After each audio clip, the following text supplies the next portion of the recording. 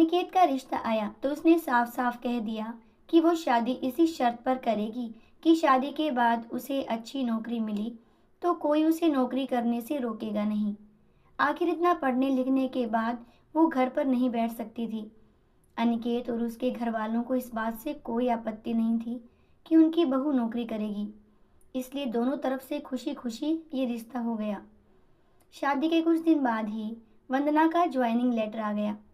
जिस दिन वंदना ने अपने ससुराल वालों से कहा था कि वो अब नौकरी करेगी, तो उसकी सास रुक्मणी जी ने सारे परिवार के सामने कह दिया था कि बहू नौकरी करे, इससे मुझे कोई आपत्ति नहीं है। मैं ये भी नहीं कहूँगी कि वो पहले सारे घर का काम करे फिर नौकरी पर जाए, लेकिन मैं भी अब पहले की तरह पूरा घर नहीं संभाल सकती। मुझे सब कुछ मंजूर है, लेकिन मुझसे ये उम्मीद मत करना कि मैं बहू को रोटियां बनाकर खिलाऊंगी।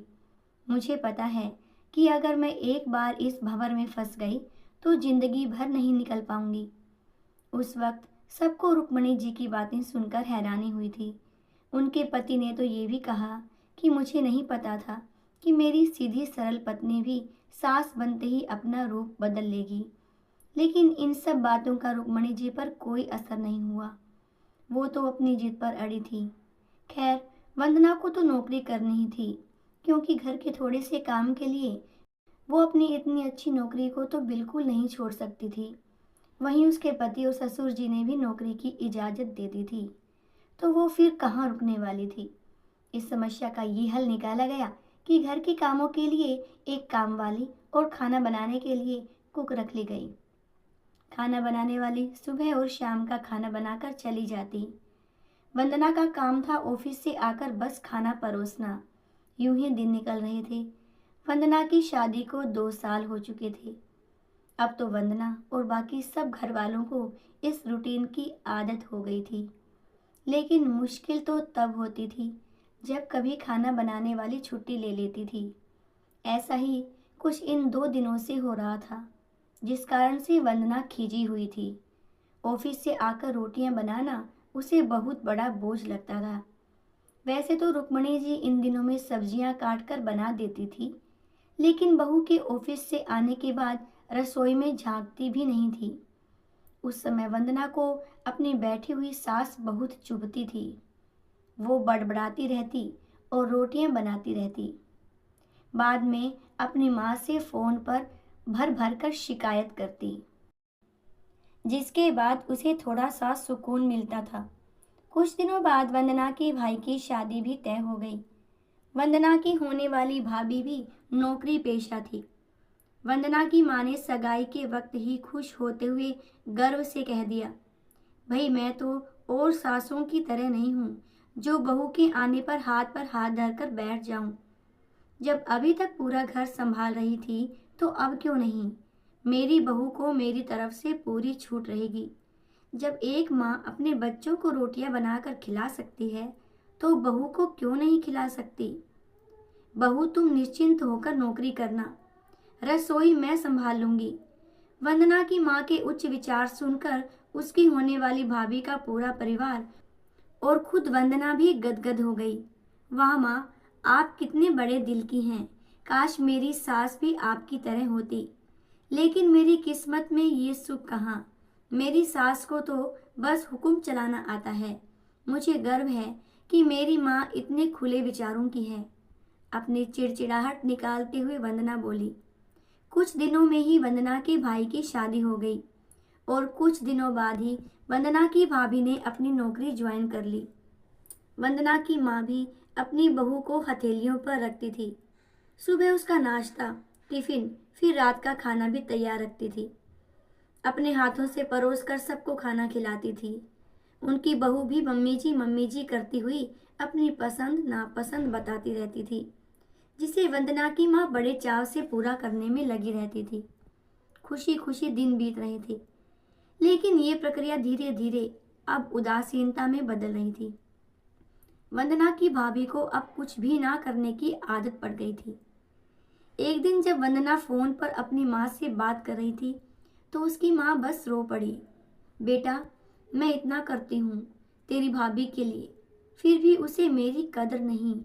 अरे मेरी दी हुई छूट अब मुझ पर ही भारी पड़ने लगी है। क्या हुआ माँ? आप ऐसे क्यों बोल रही हैं? आप तो भाभी का मुझसे भी ज्यादा ध्यान रखती हैं। क्या भाभी ने आपसे कुछ कहा है?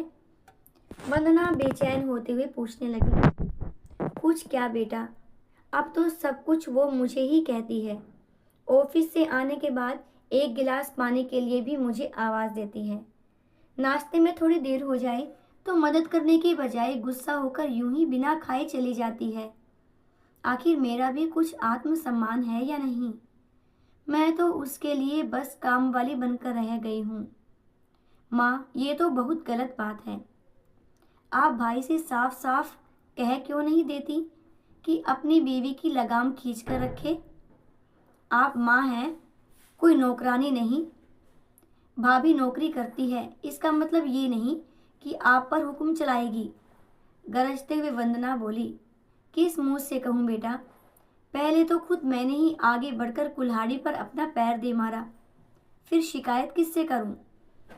तेरे पापा ने तो कहा भी था कि बहू को ज्यादा छूट दोगी तो बाद में पछताओगी। लेकिन मैं ही बड़ाई की भूखी थी जो अपनी बहू को सर पर चढ़ा लिया। एक बात कहूँ बेटा, तू चाहे अपनी सास को कुछ भी कहे, लेकिन समधन जी का ये फैसला सही था कि वो बहू को रोटियां बनाकर नहीं खिलाएगी।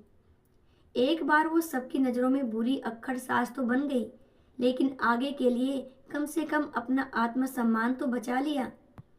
अब ना तो तू उन्हें कोई ताना दे सकती है और ना ही कोई रिश्तेदार। काश मैंने भी शुरू से ही ये घर गृहस्थी की पूरी जिम्मेदारी अपने सिर पर लेने से इनकार कर दिया होता, तो आज मेरा ये हाल ना होता। माँ की बातें सुनकर वंदना निशब्द हो गई। भारी मन से उसने फोन रख दिया। बाहर हॉल में आकर देखा तो सास ससुर आराम से बैठकर बातें कर रहे थे। बातें करते करते उनकी सास अपने नाखूनों पर नेल पेंट लगा रही थी, जिसे देखकर ससुर जी उन्हें चिढ़ा रहे थे। अब बुढ़ापे में ये फैशन करके किसे दिखाओगी? मेरी तो नजर भी कमजोर हो गई है। किसी को नहीं दिखाना मुझे, मैं तो अपनी खुशी के लिए लगाती हूँ। सारी उम्र तो घर गृहस्थी में उलझी रही, अब अवकाश का वक्त आया है तो अपने शौक तो पूरे कर लूं। पता नहीं कब भगवान के घर से बुलावा आ जाए। वंदना की सास मुस्कुराते हुए बोली। पता नहीं आज क्यों वंदना अपनी सास की बातें सुनकर चिढ़ नहीं रही थी, बल्कि वो भी मुस्कुरा उठी। सही तो कह रही हैं मम्मी जी, एक गृहिणी को अपने लिए वक्त ही कब मिलता है। पहले अपने बच्चों को पाल पोस कर बड़ा करो, फिर कामकाजी बहू आ जाए तो उसे और उसके बच्चों को संभालो। काश मेरी माँ ने भी मेरी सास की तरह पहले ही कह दिया होता कि बहू को रोटियां बनाकर नहीं खिला सकती।